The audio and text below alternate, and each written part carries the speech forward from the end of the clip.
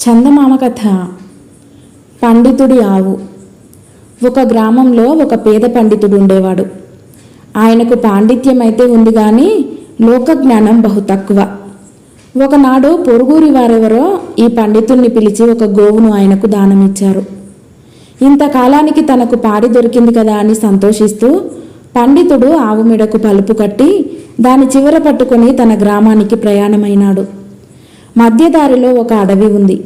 నిర్జనమైన అడవి మార్గాన ఆవును వెంట పెట్టుకుపోయే పండితుణ్ణి ఒక పొదచాటు నుంచి ఇద్దరు దొంగలు చూశారు. ఇతనెవరో అమాయక బ్రాహ్మడులా ఉన్నాడు. చుట్టుపట్ల ఎక్కడా జనసంచారం లేదు. నేను చెప్పినట్టు చేస్తేవా మనం ఆ ఆవును కాజేయవచ్చు అన్నాడు పెద్ద దొంగ. రెండోవాడు సరేనన్నాడు. ఇద్దరు దొంగలు చప్పుడు చేయకుండా వెనుక నుంచి ఆవును సమీపించారు. పెద్ద దొంగ ఆవు మెడలో పలుపు ఊడదీసి తన మెడలో వేసుకొని నడవసాగాడు. రెండో దొంగ ఇదే మంచి సమయం అనుకొని ఆ ఆవును చప్పుడు కాకుండా అక్కడి నుంచి వెనక్కు తోలుకుపోయాడు. తన అనుచరుడు చూపు మీర దాటగానే మెడకు పలుపు వేసుకున్న దొంగ పలుపును గుంజసాగాడు. ఆవు ఇలా చేస్తున్నదేమా అని పండితుడు వెనక్కు తిరిగి ఆవుకు బదులు మనిషిని చూసి నిర్ఘాంతపోయి నిలిచిపోయాడు. దొంగ ఆయనకు నమస్కారం చేసి, స్వామి, తమ దయ వల్ల నాకు శాప విమోచనమైంది. నన్ను మళ్ళీ మనిషిని చేశారు. తమ రుణం ఏ విధంగా తీర్చుకోగలను అన్నాడు.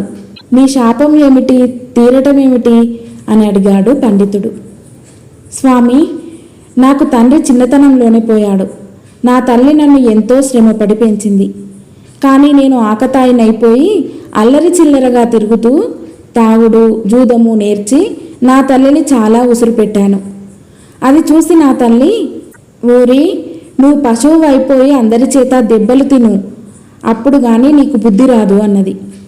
నేను ఆమె కాళ్ళ వేళ్ళ పడగా ఆమె నా యందు దయతలచి, ఓరి, నిన్ను పండితుడు ఎవరైనా దానం పట్టినప్పుడు శాప విముక్తి అవుతుంది అని అనుగ్రహించింది. తమరు పండితులు కాబోలు, అందుచేత నన్ను తమరు దానం పట్టగానే మళ్ళీ మనిషినయ్యాను అన్నాడు దొంగ. ఈ కథ విని పండితుడు చాలా సంతోషించాడు. నాయనా, నాకు గోవు లేకపోతే మానే. నీకు ఘోరమైన శాపం తొలగిపోయింది, అంతే చాలు. వెళ్ళిరా, ఇకనైనా నీ తల్లి మాట జవదాటక బుద్ధిగా బ్రతుకు అన్నాడాయన దొంగతో. దొంగ పండితుడికి నమస్కారం చేసి ఆయన వద్ద సెలవు పుచ్చుకున్నాడు.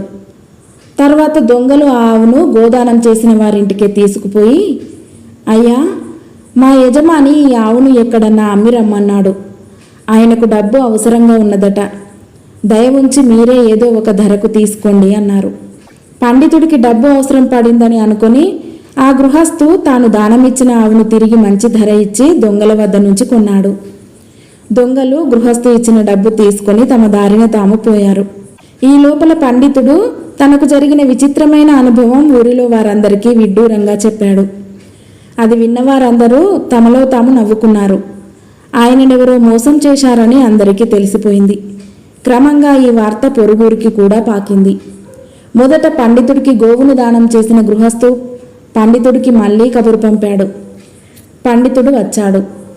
తమకు దానం చేసిన ఆవు తప్పించుకుని మళ్ళీ మా ఇంటికి వచ్చేసింది. దానమిచ్చిన దాన్ని ఇంట కట్టేసుకోవటం భావ్యం కాదు. మీ ఆవును మీరు తోలుకుపోండి అంటూ గృహస్థు పండితుణ్ణి పశువులశాలకు తీసుకుపోయాడు.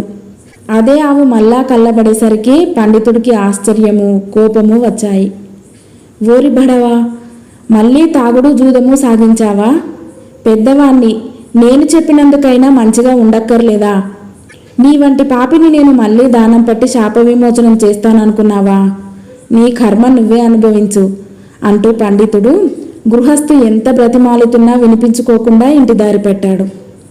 కథ సమాప్తం.